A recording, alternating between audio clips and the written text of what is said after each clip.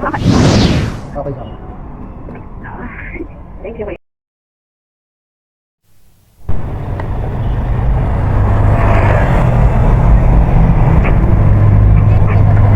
Po, Romay na po. Shower cup kayo, ma'am. Ito lang yung bag niyo, ma'am. Okay lang.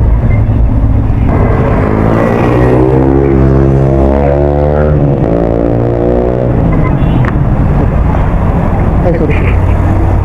May mic yan, ma'am. Okay. Ay, sorry. Wala dito ka lang. Narinig niyo ako, ma'am? Apo. Okay,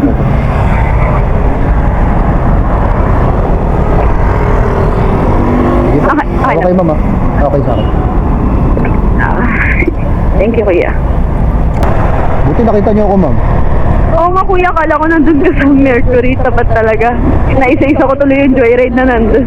Ah, ito ano? Oo po, akala ko tuloy sila. Sabi nila hindi daw sila. Ah, hindi ko pa narinig eh. Okay lang po. Nag-vlog ka, kuya.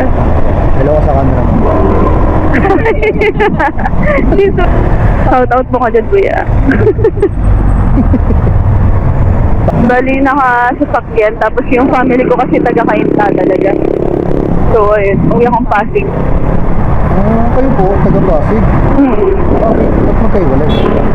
May relatives din kasi ako sa Pasig. Ismoso, okay. Kami ka na nakakasakay na joyride pa may ganito, ma'am. May intercom. Actually, ngayon lang. First time ko to sa tinagal-tagal ko nag-joyride. Nakakausap ko naman yung mga rider ko, pero yung naka-vlog, hindi. First time actually, kaya nagulat din ako. Tagal ko nag-joyride everyday sa work, sa school, pagpasok. Lahat joyride ako. Saan ako ng joyride? Parang may kahapon kasi, nag-book ako ng mga around 9 p.m. or 8. Tapos parang may pumasok sa aking rider. Tapos wala kasing signal dun sa bahay ng tita ko. Tapos hindi niya ako makontak. So lumabas ako para itanong kung nasa na siya. Kasi hindi gumagalaw yung sa map na minamonitor ko siya. Tapos parang sabi niya sa akin, kanina ka pa po kasi tinatawagan, hindi ka makontak. Gumanita. Tapos sabi ko, ay, sorry po, wala po kasing signal, pero nasa na po ba kayo? Sabi niya, on the way. Tapos nung habang ko, pa-text ko siya, biglang nawala yung booking ko sa joyride. So, akala ko kinancel niya. Sabi ko, kinancel mo po. Tapos sabi niya, wala po akong option mag-cancel. Wala po kami ano. Tapos, wala talaga. So, ang tendency, kaya antayin ko siya, nag-book ako ng panibago. Magalit. Eh, kasi wala na siya doon sa booking ko eh. Hindi ko. Nagluo? Hindi ko. Ano? Wala, kasi naka-monitor lang ako eh. Tapos nung sabi niya on the way na siya, sabi ko sige. Tapos bigla akong nakita na nawala yung booking ko. Tapos sabi ko kung may error naman yun, hindi naman siguro kaya mag-book ulit. Eh, nakapag-book ako ng isa pang rider. Tapos yung rider na pala na yun, which is, nakuha niya na yung, yung info ko. Nung kausap ko pa yung isang rider, parang dalawang rider yung pumasok sa akin. So yun, parang sabi ko, sige po kuya, book na lang ako. So nung nakabook ako, yun pala yung unang driver na nandun na sa tapat ng bahay namin. Tapos sabi ko, hindi ko siya technically, parang hindi siya yung binuko na bago. Siya lang talaga yung na-assign sa akin ng una, dalawa sila. Tapos parang sabi nung isang driver, sige, sabi niya. May dalawang rider na nandun sa bahay niyo? Hindi, yung isa, papunta pa lang, yung isa nandun na, yung isa hindi ko kausap, yun nasa tapat ng bahay namin. Yun yung unang nakakuha ng book? Hindi ko sure eh, kasi nagno ko siguro si Joyride, kaya nga verify ko rin sa rider ko kung kahapon, kung possible ba yun na parang makakancel ng hindi namin kinakancel both ends. Hindi, parang hindi pwede kasi yun, kailangan kasi. Intercom disconnected. Sabi ko sa rider ko, yung sa talagang cut-text ko is, sabi ko, mag-book na lang po ako ng bago since wala na sa system ko. Eh, pag pinindot ko ng book, bigla na. Saan po kayo banda, ma'am? Intercom connected. Sa kayo, ma'am? Saan po kayo banda? Wait lang. Dito na po tayo. At nandito na kami sa drop-off ni Madam. Kaso lang, mali pala yung address na nalagay niya. Hindi po kayo familiar? Hindi, kasi hindi ako usually dumadaan dito. May isa pa kami dinaanan kagabi. Ano po ba street yun? Kamya. Parang naano na naman ako sa lugar. Parang... Oo. Ma'am, wag po. Bata pa po ako. Baliktad eh. Sorry naman. Dito pa yun. Oo, dito din naman. Ano po bang street? Kamya. Kamya? Boss, pwede bang tanong? Saan yung Kamya? Itong buong street na to Kamya. Okay. Salamat boss ha. Ganun. Baka doon po sa una. Guys, pasensya na kayo guys. Nalilito kami ni Madam. Ala, wait ba? Wait lang. Sige po.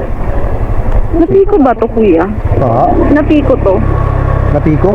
Mm-hmm. Opo, dito kasi nakapin yung ano ma'am eh. Yung... Wait. Op. Wait lang, wait. Napiko. Sige, ma'am. Napiko ba to? Sige po, wait ko po kayo. Ayan, naliligaw na naman ako. Pasensya na kayo guys na nalito kami ni Madam. Tama naman siya. Nasaan na ako? Ito rin kami dumaan, kaso may nilusapan kami kahapon. Yung labas Flexi Homes na. Baka po may pamilyar ibang tao rito. Tanong po natin. Tanong nyo na lang kuya saan yung Flexi Homes na. Flexi Homes. Ang tindahan. Ito, Santa Lucia. So, tama naman tayo. Kaso, Boss, pwede po magtanong. Saan po yung Flexi Home? Flexi Home. Sige. Salamat po. Pasensya na po. Ito si Bossing. Boss, pwede magtanong. Saan po yung Flexi Home? Sorry po. Tinagawa ko pala sila, sorry. Sorry naman. Flexi Home po? Kamya? Opo. Kaliwa. Ano bang lugar? pupunta kasi kaming Napiko. Napiko, Manggahan. Tiko. Malilabas ka rito, kaliwa, kanan, sa kaliwa ulit. Kaya natandaman naman din. Tulay, dumanan kayo. Palapit na yun. Papunta pa ganun? Oo, pa ganun. Palabas ng Ortigas? Palabas. Tapos may tulay? Kala ko sa angat ng tulay. Sa kanan ka na, pagkakot sa tulay ko. Pagkano, kanan ka na. Sige po. Salamat po. Kaya ko pala, ma'am. Tama naman yun, nakapin. Ayan na siya eh. Kaya nga, ano? Ayan na. Hindi siya nakapil. 1110 kami. Ito Sabi niya, na. ito, bago rin magtulay. Kakanan daw tayo. Ganito din nangyari sa amin ng rider ko kahapon. Ganun. Kaya yung isang driver ko, galit na naman siya. Hindi na ako nagpatuloy, naglakad na lang ulit ako papunta sa amin kahit malayo. Ay, hindi naman. Dapat dapat mag-iisip pa rin siya ng ano.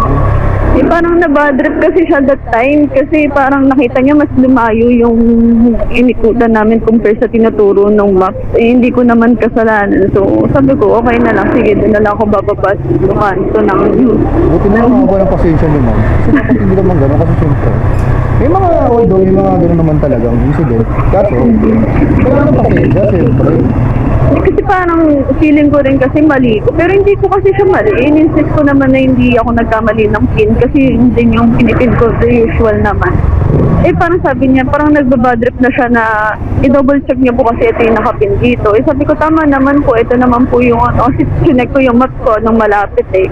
Ayun yung nasa area namin. Kesa magalit siya or magkainisan kami, bumaba na lang ako kasi may sigurado namang may magbubuk pa rin naman sa kanya. Parang may nilusutan kasi kami,